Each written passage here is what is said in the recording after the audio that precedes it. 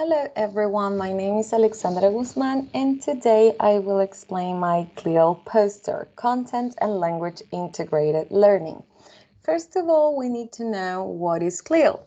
So this is an approach where students learn a second language through content.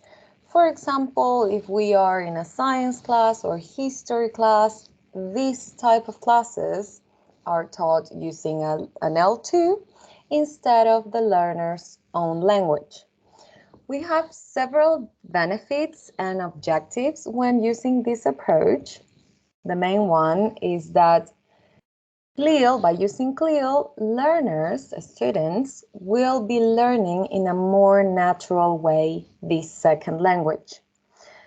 Also, learners are exposed to the content and the language at the same time, preparing them for future studies or even their work life. Clil classes also provide motivation and specific language competences to the student, while developing their critical thinking and collaborative skills. Talking about objectives, Clil covers several of them. For example, learning through content, developing cognitive and cultural awareness, increasing the student's motivation to learn a new language, and of course, using it. Here we can find the 4 C's. First of all, we have communication, learning through interaction and massive input. Then we can have content, subject that is being taught, for example, science, history, math, etc. Then cognition, learning and thinking process of the learner. And finally, culture, intercultural understanding. Also, when teaching Clil, we use the Bloom's taxonomy, lots and hots. The more we cognitively engage our students, the better they will learn the subject, always taking into account their level and age. This is something that our professor Elena Roquette explained in one of our classes. The methodology and tasks.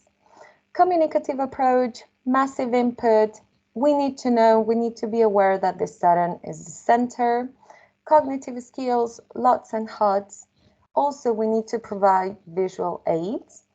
We need to use different learning styles and strategies and provide real communicative situations. Talking about the assessment, we have 3 different types. The first one is a self-assessment. So the learners evaluate their own work and analyze their learning process and performance. So for example, by using thumbs up or down or by creating report cards. Next, we have pair or team assessment. Learners assess each other and they provide the necessary comments and observations to improve their performance. For example, by doing a role-play task. And finally, teacher's assessment. Teacher assesses the learner, for example, by creating quizzes. Finally, we have the roles. So the role of the teachers, students, and parents. First of all, teachers, they need to provide as much input as possible to the learner, using scaffolding, for example, paraphrasing, interactive strategies, etc. We need to know that the promotion of communicative situations with plenty of interaction is key.